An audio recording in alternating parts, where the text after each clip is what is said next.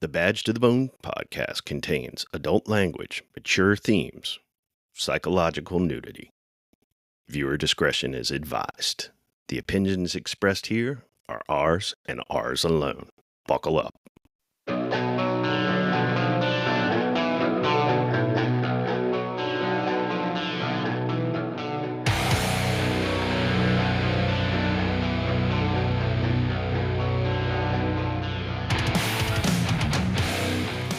Welcome back to Badge of the Bone podcast. I'm Denny. I'm Al. And we are here with another episode. Al, I'm ready for this. I'm ready. Let's get at it. I'm giving up on society, up on my family, up on your social disease. I'm giving up on the industry, up on democracy. Al. How you doing? Oh, back again? Yeah, back. Are you still sounding a little rough. Man, this weather, absolutely. And all day today it seemed to be pretty good. But now, of course, that we're going to record and chat and talk. It's got all that mess. But I don't care. I'm sipping a little winter jack here. Yeah, that'll take care clear of it you. up. Absolutely. But did you have a good holiday? I did. We did the lazy holiday. We went out of state. We went to the beach. Your lazy holiday. How is it any different from any other day for you? Don't mock. You're retired. Don't mock full-fledged retirement. I don't know. Maybe we'll see how long that lasts. I'm enjoying it while it does. But yeah, we went to the beach. We went to a restaurant, so we didn't cook anything. That is awesome right there. It was really nice. It was nice. What about you? We had family over, so we had probably like 16 people here at the house. It was pretty good. Everybody behaved. Everybody behaved, so that was good, you. Including me. Which is really surprising. Well, but that is good. We had to cook some food, but I got stuck peeling potatoes, so it was like being on KP duty or something. But lucky everybody brings a little something, so we don't have to cook everything. That's good. But it was good. It was a good break from work, and so here we are back at it. We are. Yeah. So I think we got an interesting episode tonight. Yeah. This was you kind of can't approach me about this and wanted to talk about this, and you had a guest in mind. Yeah. Well, so I kind of went down this rabbit hole, right? Yep. And it started with this one thing, and we're gonna play a little clip here in just a moment. Because I don't know, I get News Nation on my cable package. Okay. Right. Yep. And they're a startup competitor to CNN and Fox. And right. All that. And they're actually doing a pretty damn good job, actually. Okay. And they cover a lot of law enforcement related issues, probably more than the other cable networks do. So it got into this whole issue because I have a dear friend who I worked with for many years, who I think the world of, who was going through this exact same scenario. And as we sit here right now, I believe the ink is dry on finally making this person right. Oh, thank goodness. Because I remember you telling me, I didn't know. And I know this individual as well. We went to police week every year together and spent a lot of time, and super guy. It took 3 years to get there. That's terrible. Yeah. So it was a mess. And the issue at hand is, we went through the COVID pandemic, right? Yep. Well, anybody that follows like the National Police Officers Memorial Fund, and you looked at line of duty deaths for 2020, 2021. Yeah. COVID all over. How many of those people were COVID? A lot. Right. I mean, it jumped the numbers up significantly for line of duty deaths. Hugely. And, but what about the guys that didn't pass? That had major complications from it. Right. So News Nation did this really good multi-part piece. You can pull it up on YouTube, talking specifically about COVID. Yep. And while that is not going to be the subject of, tonight's episode, it is a part. Sure. It is a part. Yeah. And I felt so passionately about this particular issue and started wondering, how is this affecting agencies within our state, other parts of the country? What's going on with this? Because as you will see, this is two of the nation's largest police departments. Right. So we're going to cue this up. This is the first of what I believe is a 3-part series that News Nation did on COVID and law enforcement. We're just going to let you listen to that. Okay, great. We're going to fire it up. Fire it up. Now to a News Nation exclusive. Like many Americans during the early days of the pandemic, first responders kept showing up for work even as their friends and loved ones got sick and even died. Some, like Chicago Detective Sergeant Joaquin Mendoza, who caught COVID while on the job. He spent more than 2 months in the hospital. He suffered 5 strokes, but he survived. What he did not expect was a second fight brewing over his health benefits. Let's bring in News Nation anchor Natasha Zuves live now with this TV exclusive. And Natasha, this is reporting you've been working on for months. I appreciate you saying that, Nicole. It's important because Detective Sergeant Joaquin Mendoza, as you say, his life is forever changed. When he was denied duty disability benefits, including health coverage, he was shocked. And as our News Nation investigation finds, he is not the only American police officer now disabled by severe COVID in this same fight. Did you always know that you wanted to be a police officer? Yes. Yes, since I was little.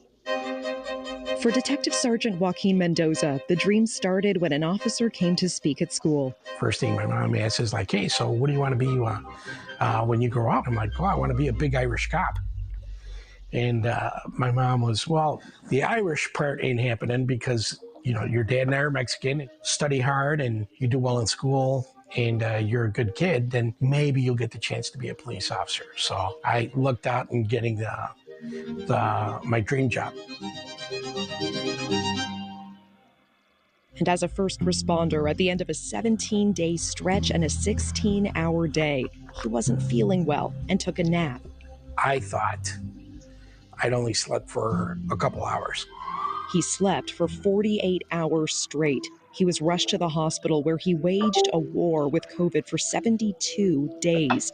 Multiple strokes, loss of function in both kidneys and his left arm. How many strokes did you suffer? 5.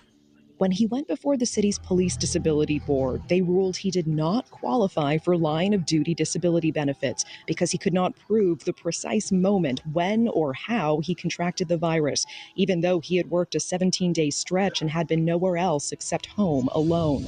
A no ruling also meant no health care coverage. What did you feel? What Panic. Panic. Detective Sergeant Joaquin Mendoza is not alone in this. He took his fight all the way to the state. And as we found out, another officer in New York was just denied in October.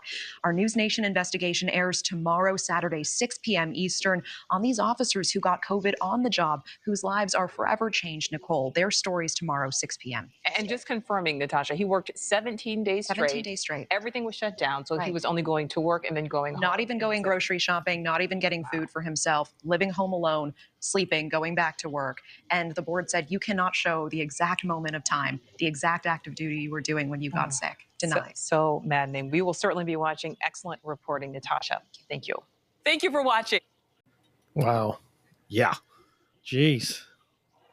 Nothing made me angrier than watching that. And I applaud News Nation, which, again, does a lot of law enforcement reporting, and they call balls and strikes. Sure. But they do a lot of really good criminal justice and law enforcement reporting. And I heard this and was like, wow, because it mirrored the situation that our friend was going through. Right. So how do we have our guest tonight? Well, I was so incensed that I reached out to our next guest and was making inquiries. And thankfully, I learned that our friend's situation was a really fucked up anomaly. And thankfully, we're not seeing a lot of this in our fair state of Virginia. Oh, that's good. In fact, our associate, our friend, that he may be the only one. Okay. So, but prompted me to call our guest, Rich Goszka, who is the rep for the Southern States Police Benevolent Association, covering Virginia and West Virginia, for state agencies and sheriff's offices, if I'm correct, to kind of take the pulse of where things are. How, are we in this situation in Virginia? What about the other states that he talks to? How is the state of benefits, leadership, hiring, wellness, providing for officers' wellness? Because we talk about wellness on this so much. That's right. But our own wellness and what we do is, of course, tied to what an agency is hopefully doing to maintain our wellness. Sure. If yeah. you will. Yeah, no doubt. Absolutely. So I've talked enough. I want to, I'm going to introduce Rich. Rich retired, did a full career with the Commonwealth of Virginia, retired as a sergeant, and it retired this year, same as me. So congratulations to us both. And has since gone on full time with PBA, looking out for officers here in Virginia and West Virginia. So, Rich, welcome to the Badge to the Bone podcast. Thanks, Alan. Denny. It's great to be here. Yeah, welcome, Rich. Good to have you. Yeah, I'm looking forward to this conversation. Well, I'm very much. I've been looking forward to this as well. So, again, you heard what we were talking about, and we had talked some before tonight. This is an anomaly. That news report is an anomaly in Virginia. Is that correct? Yeah, I haven't seen any real cases. We have a common friend, as you spoke of, that had issues, and I discussed it with him, and he was at a crossroads. And his case is no different than heart and hypertension, which is a presumption, or we now have post-traumatic stress. The system's the same. It's designed to be cumbersome. It's a third-party administrator for VRS, the Virginia Retirement System. And what it does is it denies employees right at the get-go and makes them fight for their benefits. And with the case of our friend, he was at a crossroads where he had a full career. He was eligible to retire, but he wanted that disability retirement, of course, has other benefits. So what he did was he chose the path of the disability, which caused him to be basically without pay for quite some time. Jeez. So that's pretty tough. I mean, you're going to be without pay. Oh, yeah. I mean, Yeah, literally nothing for 3 years. Wow. Living off of deferred comp. Pardon? Living off his deferred comp. I mean, he didn't know, in the agency, he felt like anybody else that I deal with, he feels that he was abandoned. Nobody checked in on him. He was had lung capacity diminished.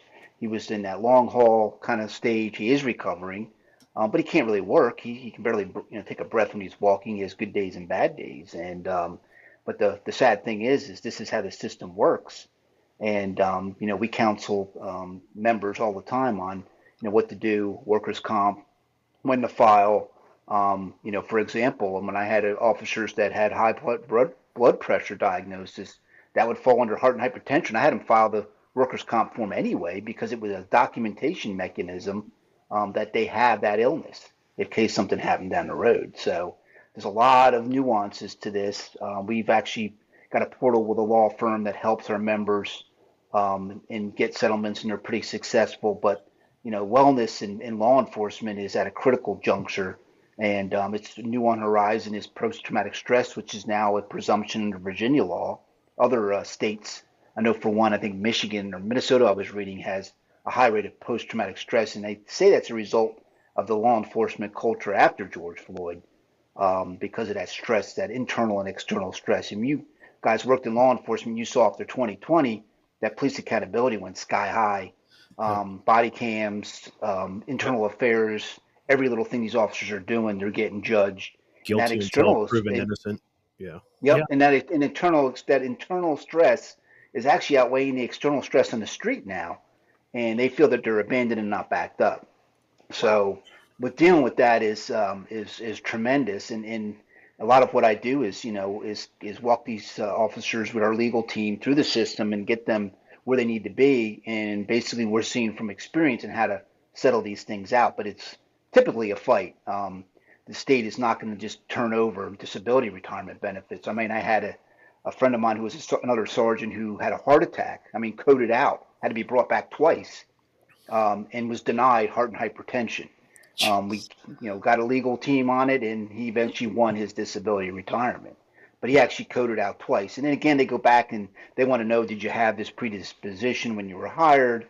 All these other factors. And, agencies are struggling with wellness because you got HIPAA requirements. You got some agencies that want to hire their own medical teams and have store medical data, and it's now this big cumbersome issue. They want to do it, but they don't want to do it. There's a high cost to it. All right. I mean, there's a lot to unpack with all this, so I'm going to try to take it a piece at a time, because there's just a lot in what you said over the course of the last 2 minutes. All right. So you are covering Virginia and West Virginia, correct? Correct. We have 10,000 members in Virginia and about close to 500 now in West Virginia, gaining towards 500. And West Virginia, obviously, you can unionize in West Virginia. They have civil service in West Virginia. So, I'm sorry, civil service. Which is a huge thing. Yes, it's a different system. Right. Are you seeing, I guess it's a two-part question, are you seeing the same issues in West Virginia that you're seeing in Virginia?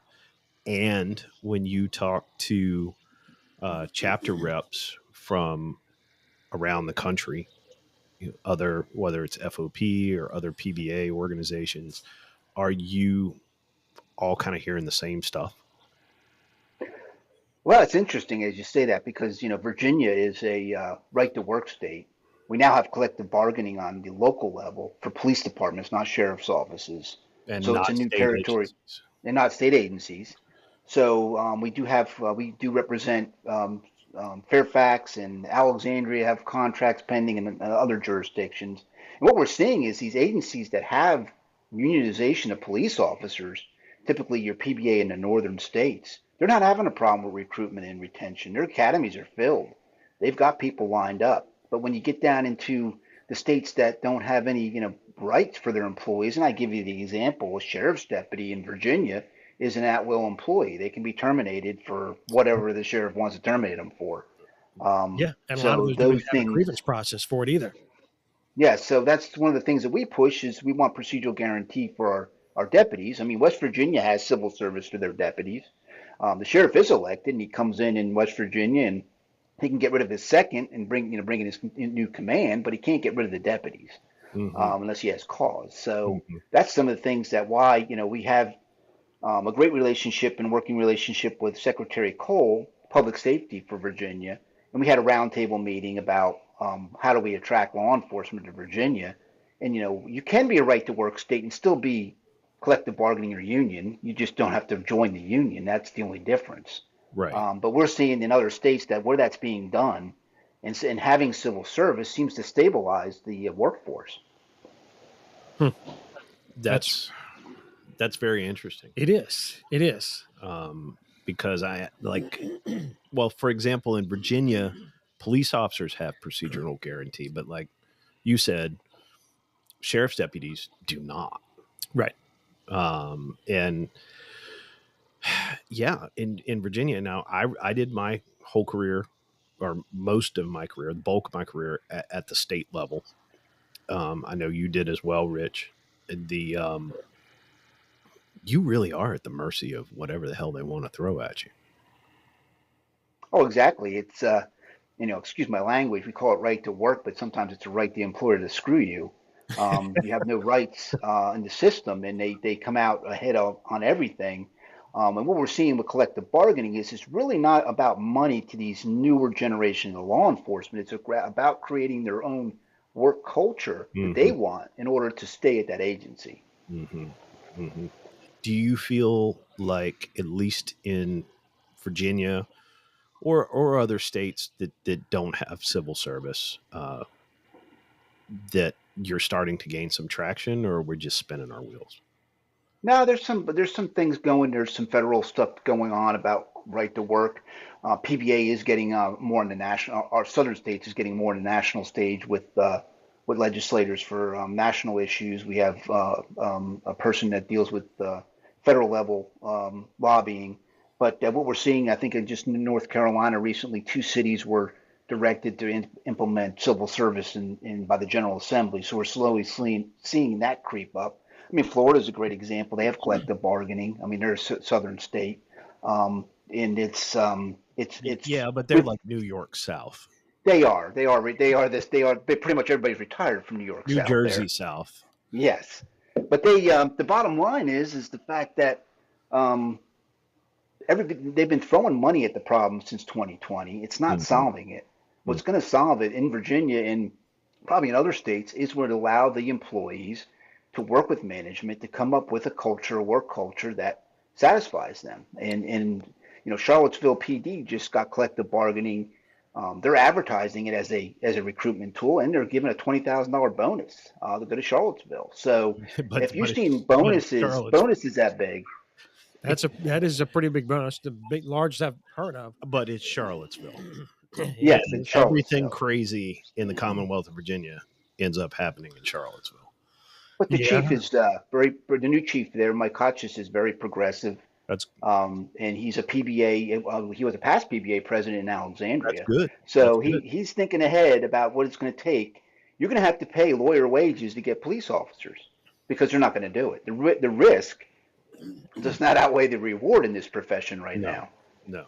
Well, yeah, if you magnify that or add on to that if you have something like an injury or an illness and now you're gonna have to fight for benefits, that's just disheartening, and that adds to folks not wanting to come to law enforcement. I mean, if Oh, you're going to have absolutely. those battles, Yeah. who wants to do that? Who wants to do that job as difficult as it is, at the pay it is, and then have to worry about, geez, I sure hope I don't get injured or get an illness because then I'm fucked. Well, then on top of that, then you have Commonwealth attorneys that are charging these officers. So after people saw and I guess what was it, the Minnesota officer that thought she grabbed her taser and it was her pistol and went to prison Yep. for a mistake. Now kids are seeing that, growing up seeing that. Are they going to say they want to be a police officer and have their whole life thrown away over a mistake? Yep. Granted, it was a tragic situation. A mistake was made, but there was no malice or anything in that. But she went to prison, got out of prison, and they still put her on parole. That's what they're seeing. And granted, you have to hold police officers accountable, but to what level are they accountable? And the whole thing since 2020 in the defund the police, it wasn't about defunding it. Right now, it looks like they've demotivated it in recruitment, and now they've basically made it dysfunctional. Well, that's a form of defunding, really. If you make it to where officers don't want to go and you heard it in other areas, it ends up defunding police. Yeah, and I cannot help but think, at least in our state, that there are people downtown in the legislature that recognize this and are pleased as they can be that they've gotten to this. They're happy with the status quo. Well, I mean, you get it.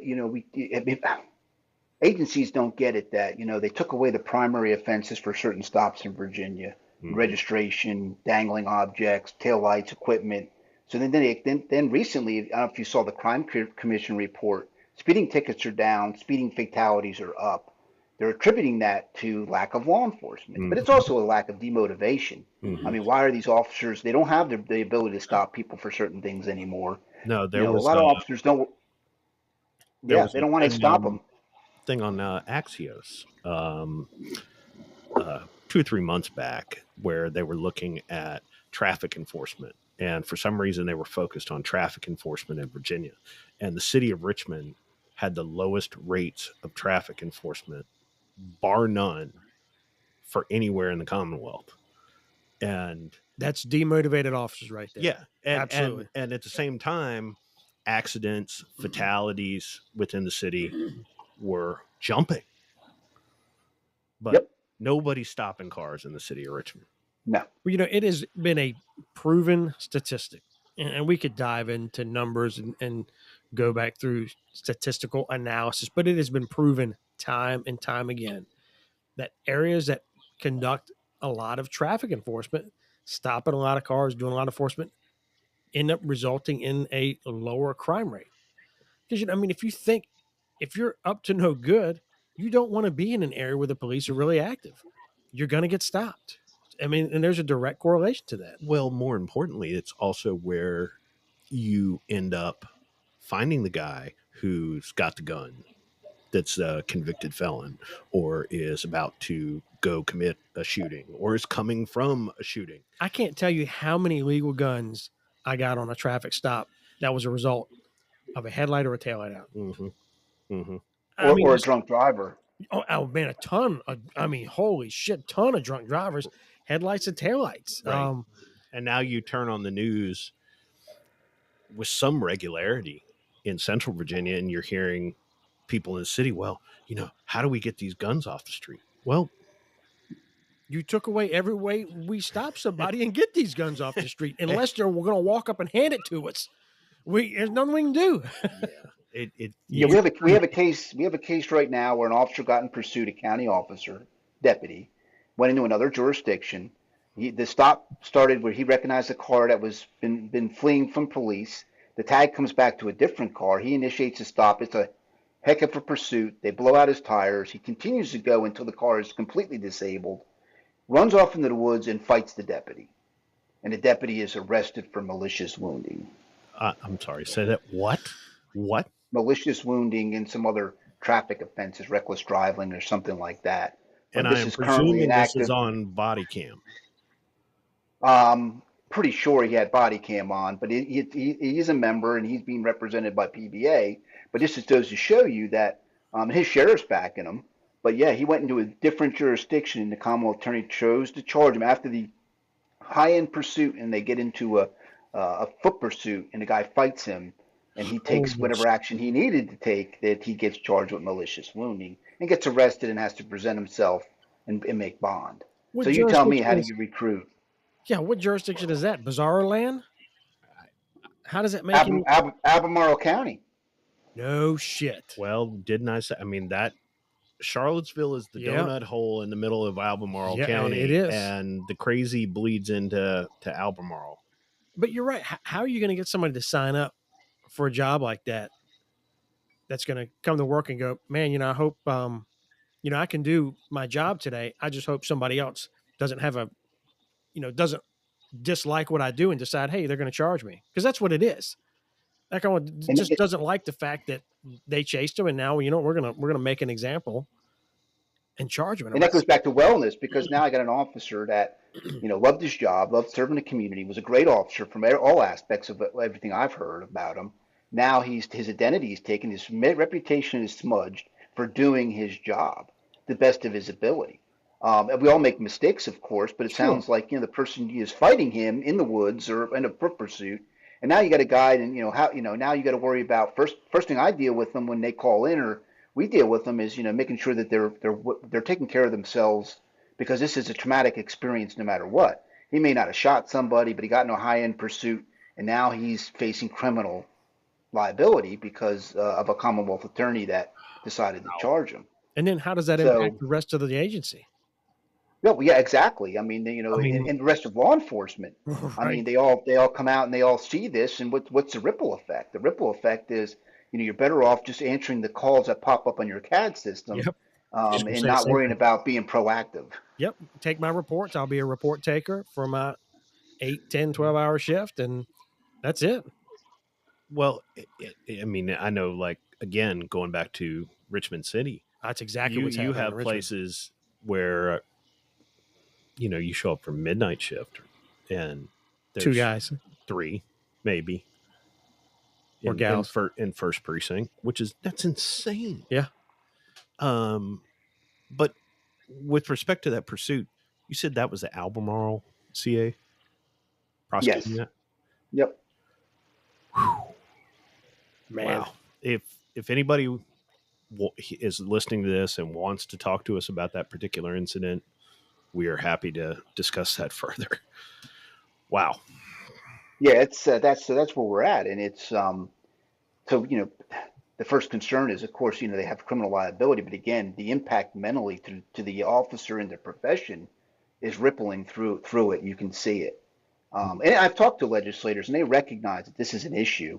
I mean, the Albemarle State Police Office is supposed to have, I think, 14 troopers assigned. I think as of December 9th, it'll have like 2. Jeez. Yeah. They're bleeding bodies too. Well, you Almost, no, go yeah, ahead. Go ahead. almost 800 in 5 years they've bled out. Yeah. Yeah. I mean, my agency, and I retired from a state agency, same as you. And for those listening, Virginia has multiple statewide law enforcement agencies, which, we could spend an hour talking about that. But we have multiple statewide law enforcement agencies, of which Virginia State Police is one.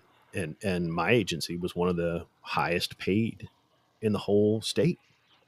And we were still struggling to get people in the door. Struggling.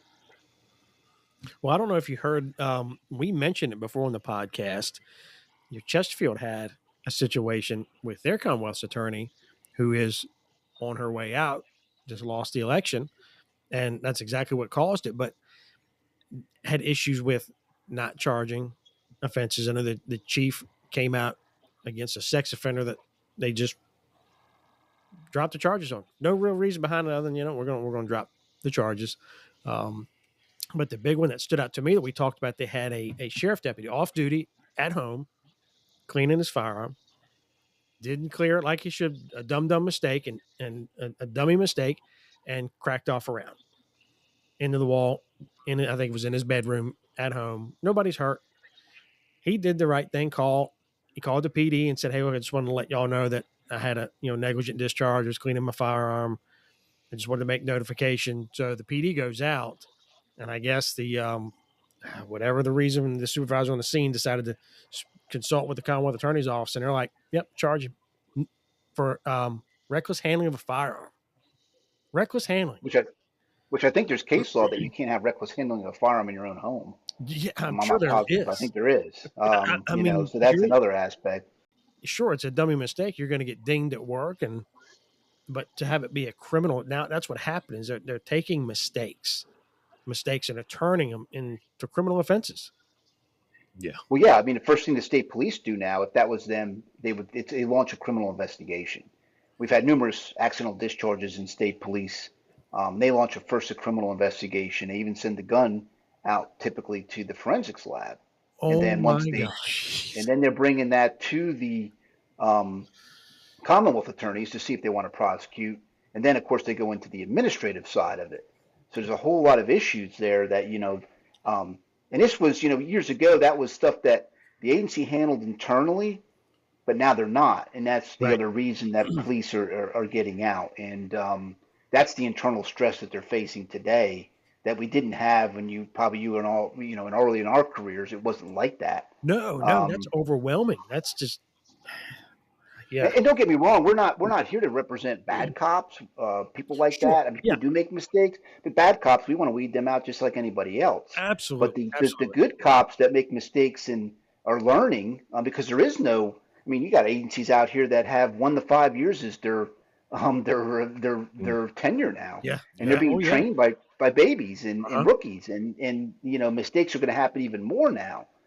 Because they're not experienced, police officers leading them down the road. Oh, I know. When I retired, my agency was, I'm going to say safely, at least 50. I want to say probably closer to 60% was 5-6 years or less. Exactly. And that's, so it goes back to this internal stress that we're seeing. And, I dealt with an officer today that had a triggering event. Post-traumatic stress has been fit for duty is another thing that comes up now. We have members being assigned to go to a psychologist by the agency for mental fit for duty status. So now we get into Virginia has post-traumatic stress as a presumption. Mm-hmm. So these agencies don't have any clue how to deal with that. And we're telling our members, do not discuss your mental health with your employer. Yep. because you need to get help. You need to file for whatever paperwork you need, family medical leave or workers' comp, but you do not need to have this discussion with them about your mental health because we don't. Agencies don't know what to do with it. And think about it from the employer's perspective. Hey, we got a person that saying that they. I had one person call up and said he was hearing voices. And he told his supervisors that. And he said, they're coming to get my gun badge in my car. I'm like, well, yeah, they're going to do that Yeah. because they don't know what to do with it. And then he goes through a whole process that are in limbo. Sometimes it could take years before the agency figures out what to do with them. And it is a presumption now in Virginia. But again, to prove that, you have to jump to a zillion hoops through the VRS disability system. And, some of these people need to be, law enforcement has a shelf life. Yeah. And some people can't make it to 25 years. They may No. make it to 20. Yeah. No. And So I hate to hear you say that, don't tell your job. And I get that. I mean, many of us, myself included, have taken the time to go see a therapist. I'm very candid about that. We both are on the show. And I didn't tell my agency for the same reasons. But if we're talking about things in the context of wellness and, taking good care of your people and fostering that environment where people feel like they're supported, if you will, which I know is particularly something that Gen Z crowd that's coming into law enforcement is looking for, it seems out of balance. what is, and I will tell you, I talked to some Chesterfield officers, and they really think highly of Chief Katz and his staff. And one of them even told me that they won't let me work beyond a certain time because they're worried about my physical and mental well-being. Right. And it means a lot to an officer. Where you have other agencies like state police right now that are working these guys to death and don't care. Right. And they feel that they don't care. And again, I would love, you do have peer support groups in some agencies, but the courts have even peeled that back by making some peer support, I think it was in Henrico, testify, where they're supposed to be privileged under the code. So you have that issue now as far as wellness and how do you deal with that? State police just hired a counselor, I would say, with a therapy dog, and he's not.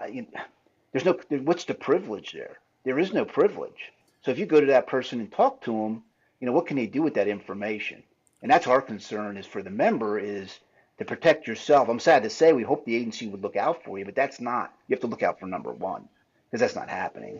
And it also seems to indicate that, like, while the state has passed this law that mental health is a presumption, right, that you still have elected officials that are using it as a cudgel to go after officers. That elected officials passed the law, and now you have elected officials that are not supporting it, be it at the state or the local level. Yeah, I mean, when you get into workers' comp and VRS issues, Virginia retirement system issues, I mean, it's all about a bottom line dollar amount. So they're automatically looking at it from a business standpoint. If you don't want to automatically trigger these benefits, you make it easy for everybody because everybody would leap into them. So there's that fine balance you're walking, and they make it difficult. And attorneys got to get involved. And I tell people to file the paperwork, do those things to protect yourself, because there is officers out here that the last one I dealt with was involved in some kind of altercation, a struggle on the street, and he's having those issues. And I've been there. You guys have talked about mental health. I've been there and gone to see somebody and take the precautions. But there's a lot of people out there that don't know what to do, and they call up, and I can hear the anxiety in their voice, and I'm like, "You sleeping?" And they're like, "No, I'm gonna get night sweats, heart racing." Well, yeah. I'm like, you need to see somebody. Yeah. And it's not probably physical issues.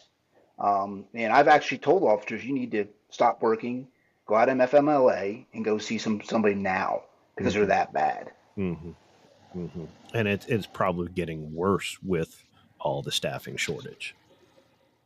Oh, absolutely, it's and getting of course worse. the culture, and you've kind of hit on a lot of this this same stuff. But we have been talking about how the fact that a lot of our mental health issues are driven by our own agencies. That they Oh, there's no are, doubt. yeah. And um, one of the issues, and you mentioned it, and I kind of want to follow back up on it, is the use of IA as a performance tool. Weaponizing. And that too factoring into this. I mean, this whole mental health, performance, all of it, it's all intertwined. And I'm just I'd be interested to hear what you have to say on that issue of IA as a Well, performance and management that's tool, because I think it's horrible, but I saw the it. biggest offender, right? Yeah, the biggest offender right now that we have, and I'll call people out. I don't care, but Virginia State Police seem to be walking that fine line of, they have supervisors. If an officer doesn't fill out violates maybe a paperwork policy or it's a records policy, they're turning them in to IA. They're following the procedural guarantee, but they're turning it in IA because they want to discipline them. So what they're doing then is they're finding them at fault, and they're in the state system in Virginia, there's group 1 offense, 2 offense, and 3. 3 is a terminated offense. 1 is the lowest, of course, and it doesn't. But they're not really disciplining them. They're just putting that in their file. And we're wondering why they're doing that. Is it a performance management thing, or is it because 800 troopers have fled? Some have gone to other agencies, and is this a method to keep them from be unmarketable with any other law enforcement agency? I And think that's that is what probably a valid point. and that's what they're doing, and that's causing major issues. I think you could easily make that assumption, and I think you could make that correlation, because it does. You have this file that has all these violations in it. Another agent, particularly another large agency, is going to be like, we're going to pass. Well, they're going to take the safe route. Well, the state passed a law back coming off all the 2020 stuff that says that an agency must do a background. If you're lateraling from one agency to another within the state and you were law enforcement or corrections, they must do a background. And that background must disclose any IA data. Yep. Yeah. Must by statute. And well, there you go, right there. And so exactly, they're laying the groundwork so people can't go and are going to get denied. I will say that they are not the only state agency doing that. Well, I mean, state police just had they called him the catfish cop that went out. He was a new trooper. They did his background. He went to Washington Sheriff's Office and County Sheriff Office in Virginia. Evidently, he was a predator. National news. It's just on the news now. I mean, he was a predator, internet predator. Catfished a 15-year-old girl. Went out to California, showed his badge, had his gun, killed the grandparents and the mom, I believe. Took the girl, got in a pursuit, ended up killing himself. In his background, the state police admits that he had self-committed. He says he admitted to self-committing to a mental institution. Well, come to find out, it wasn't a self-committal. It was a mandatory committal, emergency protective committal to a mental institution, and nobody ever followed up on it. And that's part of the problem is they're trying to make this into a factory, to their shortage, to crank out people into the system that shouldn't be there, and missing things. And biggest police liability they'll tell you is failure to screen. If you fail to screen or fail to train or fail to supervise, you incur some liability there. And you could be involved in a 1983 lawsuit, federal lawsuit. So this issue is, now, poor Washington County Sheriff's Office is being sued because they didn't find it, but they relied on state police's background. Right. I don't think they did their own. I don't think they did. I don't think they did either, but I don't know exactly for sure. But this is exactly what we're seeing is how does someone with mental issues, and come to find out they went backwards, and this guy had been catfishing and was an internet predator for a long time. And I give you the example. There's I've done background investigations, and you're not even supposed to be able to look at people's social media accounts. They can deny. I could ask them, and they can deny me access. So, and where does everybody live? In the virtual world. social media, and that's where you'll find a lot of fingerprints of their behavior, and we can't even look at those things. And that's the same thing here. They missed it. I believe they probably, when they ran his criminal history, they didn't run the all, which shows if he had been committed. I mean, technically, the guy couldn't even have a firearm. Right. Yeah. Well, I think if I remember correctly, state police initially denied that they knew that, and then some records got brought out that showed that they did know that. Yes, and the fact that the inspector general's office was ordered to investigate it Right. by the governor, and then they turned it back over to state police to investigate themselves. There's no oversight, and that's what we're saying. Is there's just no oversight. I mean, they're given money, they're given a budget, their leadership is their only oversight. PBA has become more of the employees are now a watchdog group within their own organizations. Yeah.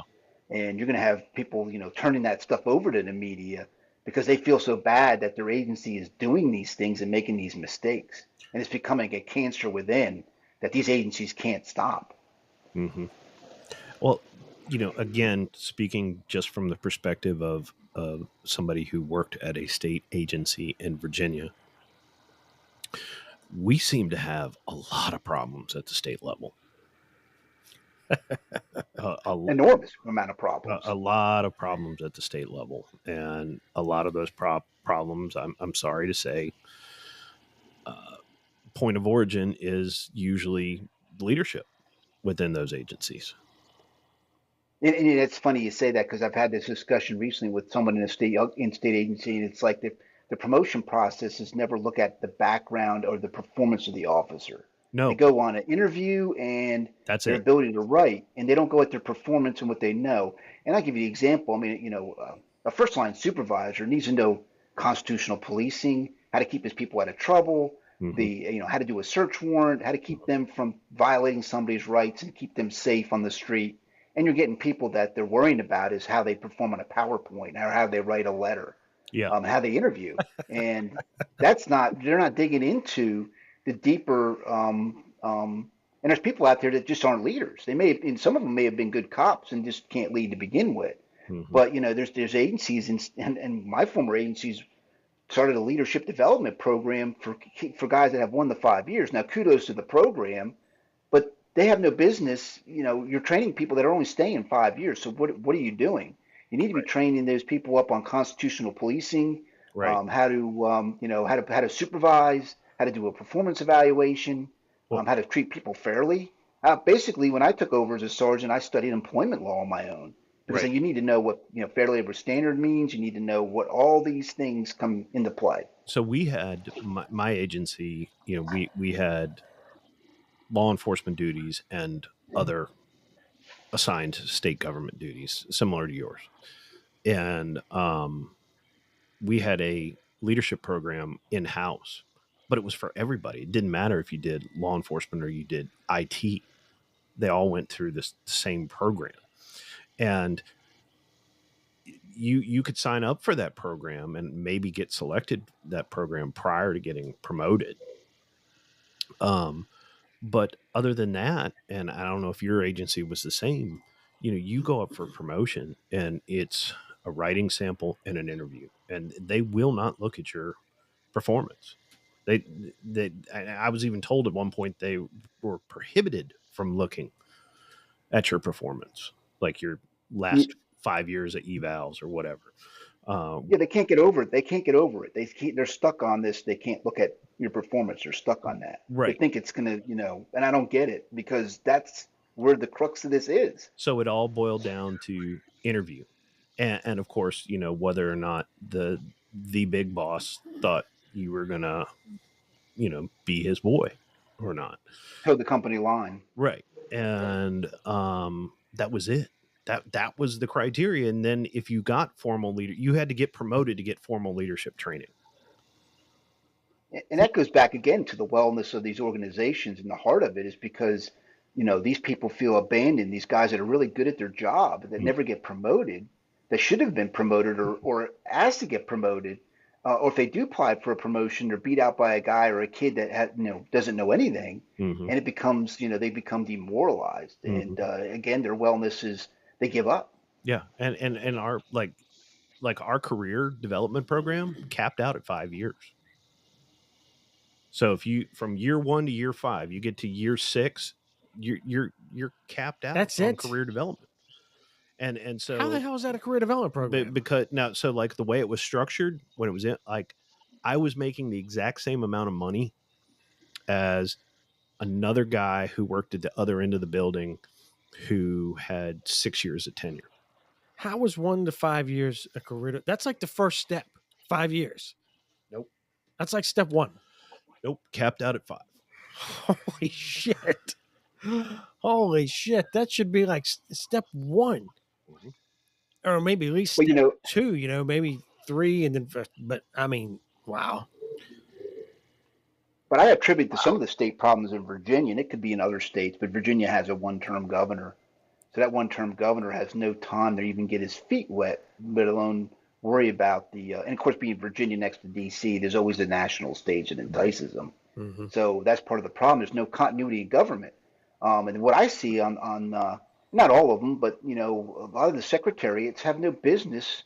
It's political paybacks. Yeah. So with some of these agencies that are run by boards, it's all political payback. So there's another problem of accountability and the proper people running these agencies. No, you could almost do whatever you wanted as an agency head in Virginia, almost with impunity, and it really only created an issue if the right person called downtown. Other than that, I mean, you were the king of the castle. Yeah, you got a budget. You tell me if you delve into state police's budget or any other state agency, tell me how they actually really spend their money. That's why we feel that at this point, collective bargaining on the state level would fix some of these things because they would put the employee first. These expenses would take care of the employee first. And by having not only pay, but having a voice into their culture, how they're disciplined, what's their take-home car situation. I mean, you've got chiefs in state law enforcement in Virginia that have commuter cars that never do any law enforcement. So is their staff. But yet you've got field officers that are driving junk. And that's not what we call it is where's the service leadership? There's no service leadership where the boots in the ground are the first priority. And we have talked a lot about that. We have, yeah. And it's few and far between agencies that get that mindset of the boots on the ground of the priority. And that's unfortunate. And again, all of this stuff, it's that confluence of leadership, working conditions, mental health, and you cannot talk about one without talking about the other.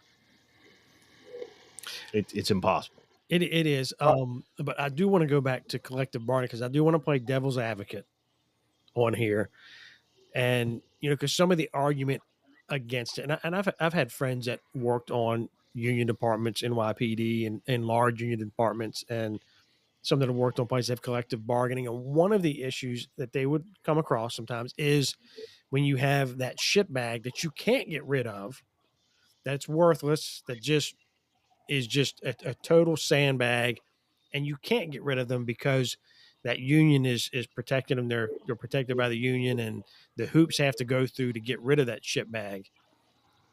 Or just In northern unions, I agree. We're different in southern states PBA because just because there's a contract doesn't mean that they get coverage. Sure. So let's say you were an officer under a collective bargain. Let's say Alexandria, which has a contract, and you screw up, and you are a shitbag. My job is to screen, and I get officers that lie to me, believe it or not, about what they committed. No.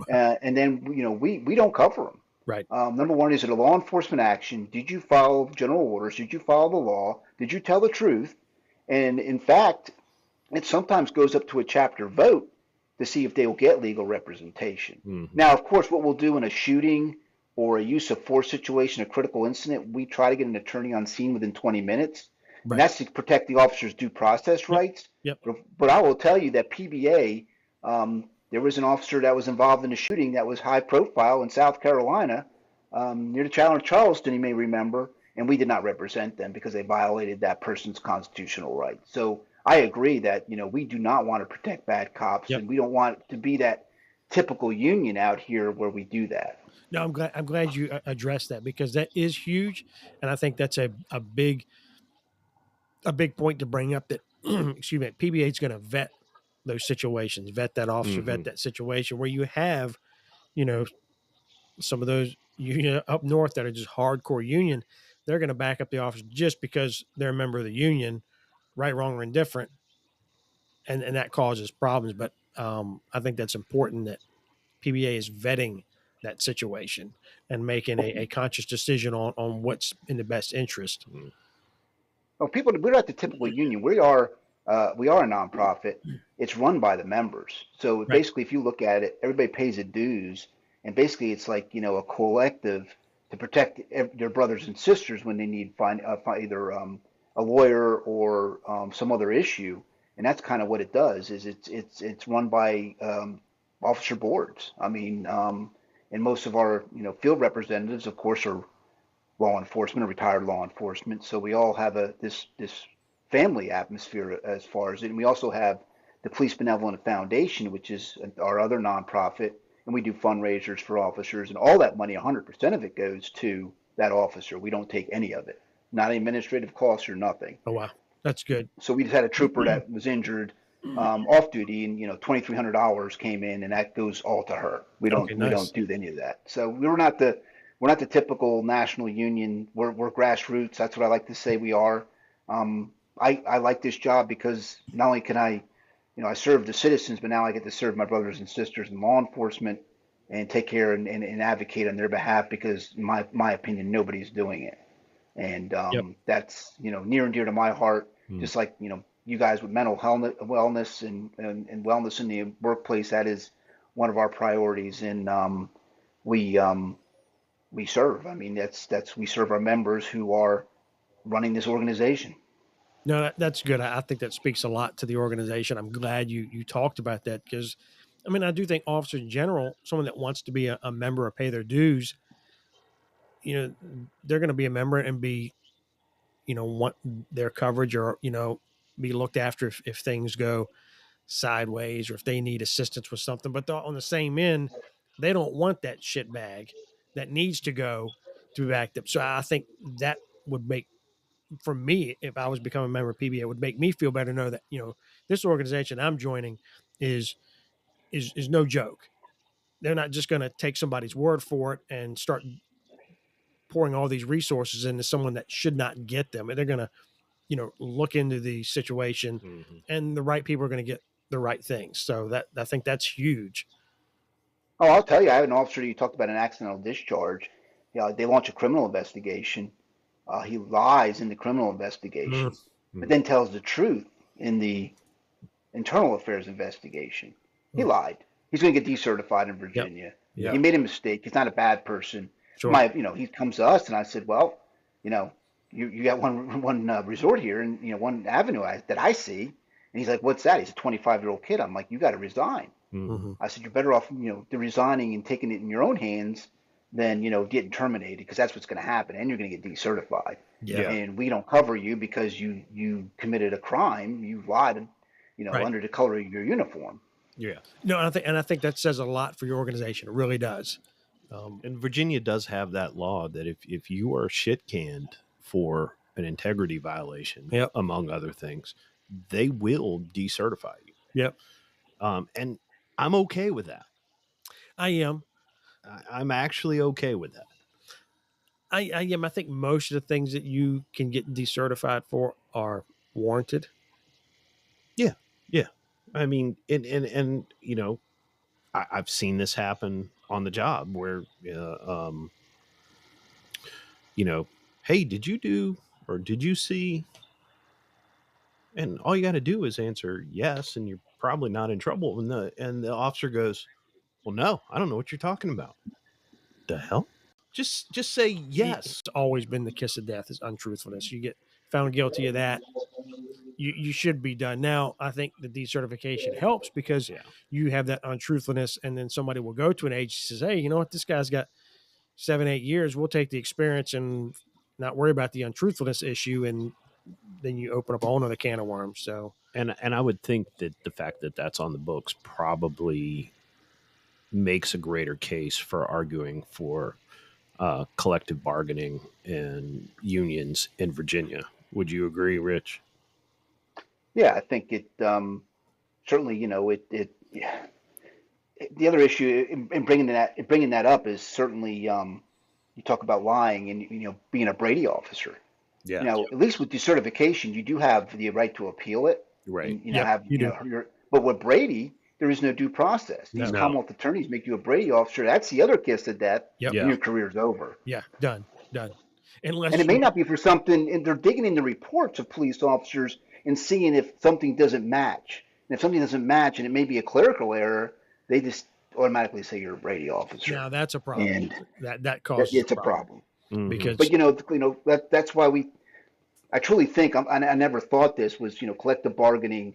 After looking at all the things in law enforcement in even southern states, is the fact that the officers have a voice and can build when we do collective bargaining, we hire a law firm and Sim Showers at Loudon.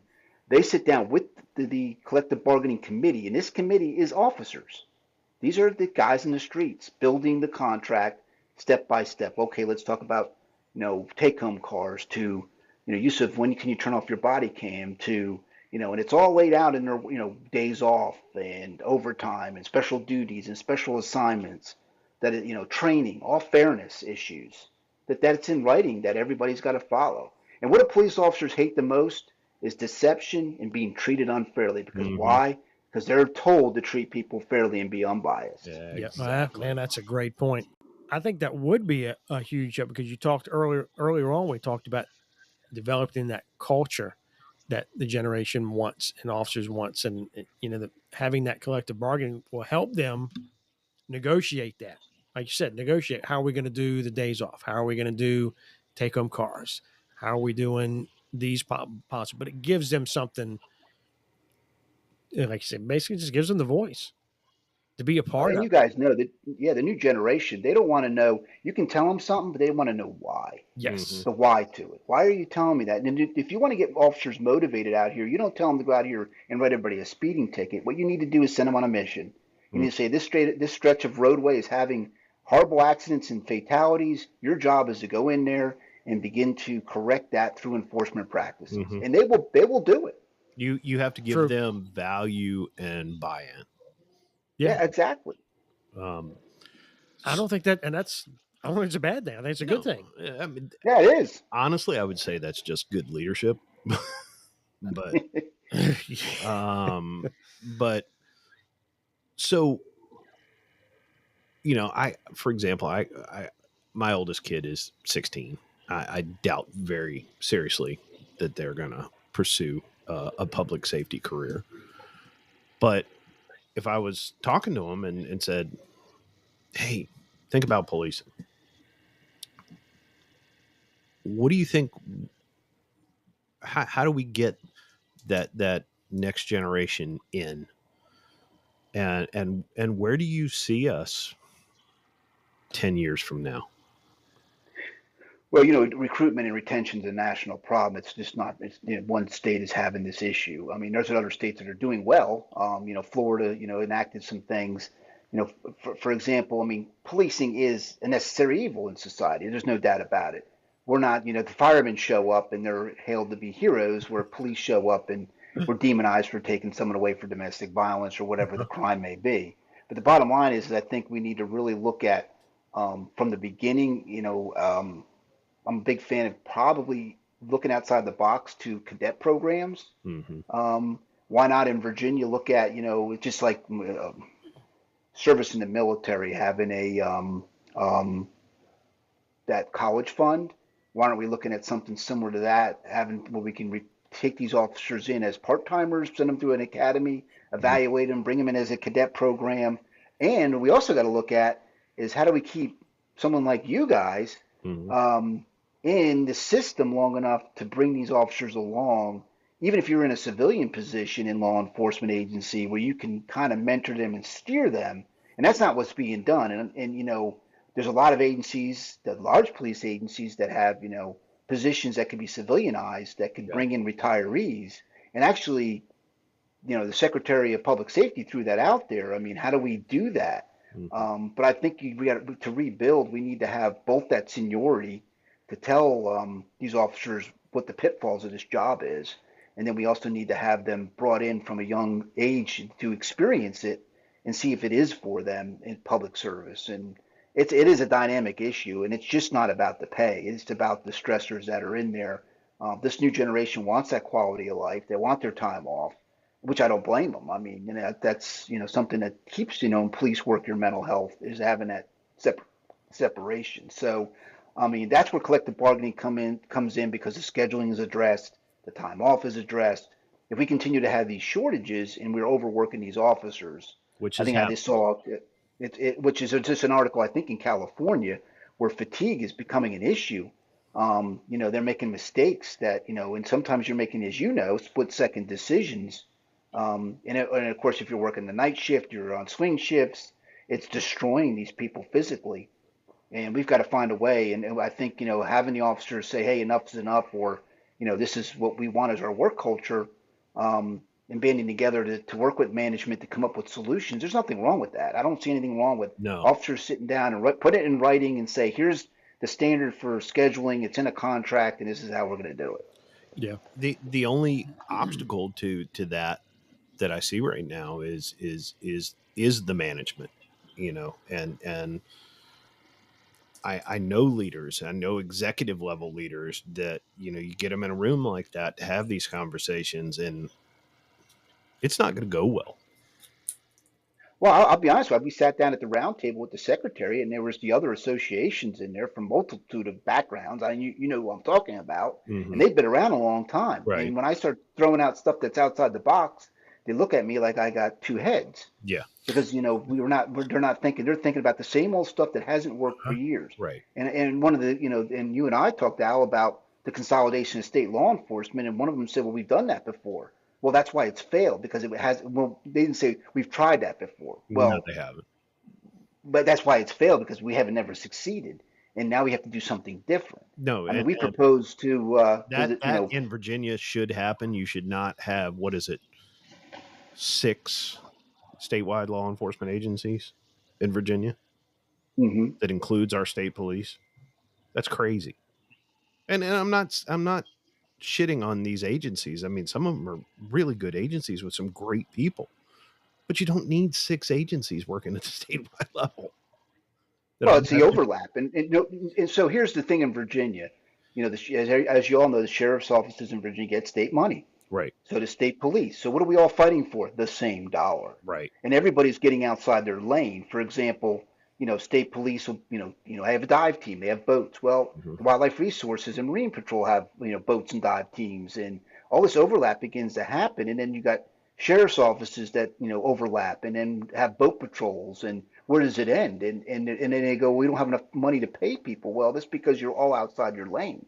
Yeah. You're not doing what your primary mission is. Well, and you're also paying, for 6 different training silos, 6 different IT silos, equipment silos, training silos, on and on and on, where you could put it all in one bundle.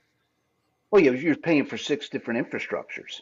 Exactly. HRs to whatever. I mean, offices, 6 different infrastructures, and that's costing the state a huge amount of money. We have brought this to Governor Youngkin. I don't know if we're getting any traction with it. I think we're making some headway. We pitch it everywhere we go that you've got to make a decision on the priority of funding. We value deputies to police, town police, to whoever, but the problem is when you start overlapping, and everybody knows. Look at the $1 Million Mile in Hopewell, where the sheriff's office was going out there and writing speeding tickets and making $1 million a year. I mean, on the interstate, is that what a sheriff's office that has a city police, was that what they were supposed to be doing? So those things were and I think the other thing that the public wants after 2020 is quality policing, and to take quality policing now is going to take a lot of money, which now you've diverted among 6 agencies in Virginia, and then among all the sheriff's offices. So how do you get quality when you have to divert all your funds to quantity? And that's where the problem comes in, and that's what we have to have as a solution. And I really want to work with a coalition with the Sheriff's Association to all that to solve this problem. Because if we don't get in those lanes and get the funding for these officers, it's just going to continue to decline. Mm-hmm. Yeah, that's a good point. That's a real good point, particularly with that overlap. That's so true. But it sounds like, at least from the perspective of, there are some good, positive ideas out there that maybe in a decade or so we get to a better place. Well, I'm in this for the long haul. I mean, I'm not going to retire from PBA anytime soon. I mean, it's number one, it's my passion. If I feel like I am retired, but I got a great job to do, we're going to push to get things fixed, and we're going to, we do political endorsements, we give campaign contributions because that's the way you get a voice, and our people want a voice. And again, I think if we continue to come at it as a group and address these issues and come up with solid ideas and be part of the process and part of the discussion, we are PBA is a new kid on the block in Virginia politics, and as far as associations, I mean, for years it's been the State Police Association. We now have 930 members and a chapter for state police. And we almost have a chapter for every state law enforcement agency.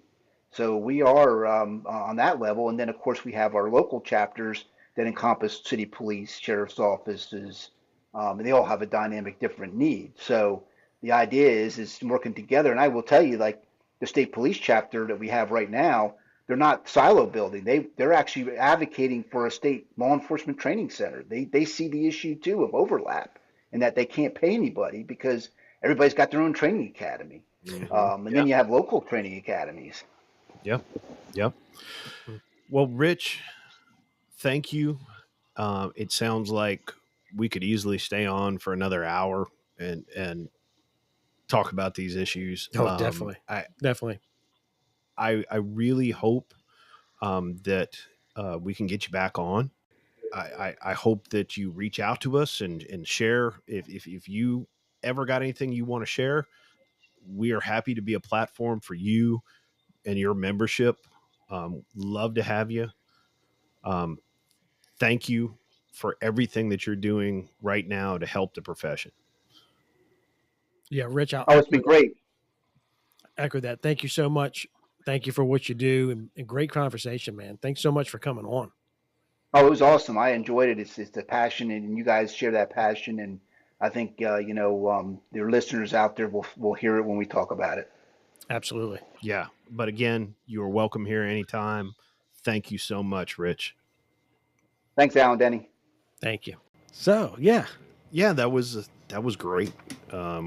Rich is a wealth of information. Man, he is. I mean, he brought up a lot of really good points. We probably could have stayed on. Well, we could have jabbered to the wee hours of the morning. We've got plenty of booze in here and plenty to talk about, so we could have gone on. But I would say he's definitely in the right position. 100%. Just because he definitely has a solid pulse, a solid beat on what is going on in the law enforcement community, where the deficiencies are, and great perspective on ideas to help kind of right the boat. Yeah. And he and I talked before the show, and I kind of went into the show with one idea and came out with like 12. I mean, because, he and I both come from that state, Virginia state law enforcement background, and a lot of dysfunction. We saw all of the same shit. Yeah. The same way, just played out on different stages. Yeah. And, but I like what I'm hearing from him, which is, recognizing these mental health and wellness issues and the labor issues and the political issues and the leadership issues. And again, how these things are intertwined and how they impact mental health and wellness. Yeah. I mean, the right issues are on the radar. Precisely. So that was very encouraging, and hearing him talk about those, he's got laser lock on exactly what he needs to have laser lock on. And I thought he had great suggestions. Yeah. Just really great perspective. I mean, 100%, because it wasn't just, and you hear that sometimes, and even as a member in organizations like that, you hear, well, you just, are we just bitching, or are we coming with solutions? Right. And, yeah, they're bitching, and they should be bitching, but they're coming with solutions. Right. And that's great. And it's good, genuine, out of the box thinking solutions. Which really, the state needs. Right. But the things I heard were things that are really focused on helping the problem. It's not regurgitating the same old bullshit that you hear, the same old ideas that have been done over and over, or ideas that aren't even addressing the problem. I mean, he talked about, pay. Pay's not going to fix it, and it's not going to fix it. No. 10, 15 years ago, if you were throwing money, you'd have been making a huge impact. Not now. No, because it's gone beyond pay. Yeah. I mean, like 15 years ago, pay would have been up there, and you'd have made great strides in, your personnel and your recruitment with jumping up that pay and pay raise, But now in this age, that's not the fix. But yeah. I mean, you got to have the pay, no doubt. You can't ignore it, but it's not the fix. And it sounds like he's really, again, he's got his finger on the pulse of the problem. Yes. Yeah. And I was very candid, talking with Rich in prep for the show, and I said, well, I stopped being a PBA member years ago, more than a decade ago. Right. I said, because I was like, I didn't see shit. Right. I didn't see shit. I didn't hear shit. Yep. Yeah, I cut you a check every year. It's kind of like the FOP. And then when I did end up needing them at one point, I was like, well, this is worthless. And and I told him very candidly that. And I said, but everything I'm hearing and everything I'm seeing is that over the course of the last 10, 15 years, that has really changed. It has really gone the other direction.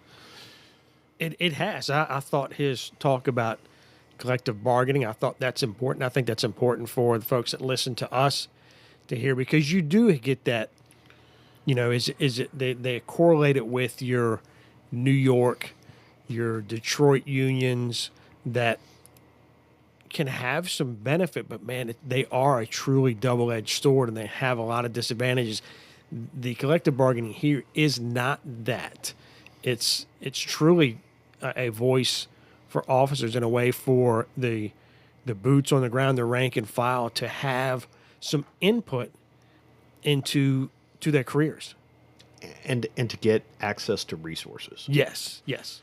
So, Good. I mean, so everything was really, really positive, and my hope is that we get Rich on again. Yeah, I mean, there's another great contact that we're going to have to stay in touch with.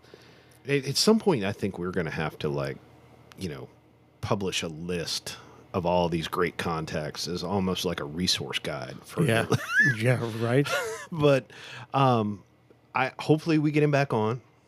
I'm sure we will. Hopefully, his membership hears, his membership listens, and we always try to speak to our audience and say, look, if you got something you feel like we need to take a look at, something that you want us to know about and maybe provide a platform to, reach out. Yes, please. And I'm going to say this specifically to members of Southern States PBA. Reach out. If there's something we need to talk about, if there's an issue we need to know about, reach out. Let us know. We are happy to be that platform. Yeah, because we do this for you. We do this for the audience, for the folks that are listening. So things that you think need to be talked about on here, man, let us know. Shoot us an email. Our email is wearebadgedtothebone@gmail.com. Yep. We always mention it in the closing, but, shoot us an email and send us a Facebook message. Yes, send us a Facebook message. Don't be the guy that was probably ISIS that messaged me yesterday. With some hottie picture. It was fucked up. But not today, ISIS. Not today. But yes, you can reach us through that as well. Yeah, no, that's great. But yeah, definitely communicate with us. Don't sit there and go, man, they should talk about this. Well, you got to let us know. Mm-hmm. And we will. Mm-hmm. I mean, we've been pretty responsive. I think pretty much everything that we've got, we have responded to and talked about or had somebody on. Yeah, yeah. So this is episode 13. You know, we should have done episode 13 for the Halloween one. But it didn't work out that way. So somebody was sick and delayed the drop of our. Well, you know, I mean, that's fine. That's fine. I gave Paul a T-shirt. You want to go in the house and kick my dog too, while you're at it? But it is. It's 13. Yeah. I think we're going to do what, one more, and then we're going to take a little bit of a holiday break. Yeah. So definitely stay tuned for the last episode. We're going to, I think, revisit some of the things we've talked about and discuss moving forward. And yeah, so you have a few days, listen up, let us know, tell us what you want us to talk about. And we will be back for one more episode to wrap season 2. Yeah. How about that? God, we made it. Jeez. Well, we got one more to go. Ain't made it yet. So. But we're right there. All right, Al, that's going to wrap us up. I think it does. Good episode. Excellent one. Where can they find us? They can find us at badgetothebone.com. They can also find us on Facebook at Badge to the Bone. Also, make sure to like and follow us. And if you want to talk with us, shoot us an email at wearebadgetothebone@gmail.com. Let us know what you think. But until then, be safe and be well. It ain't no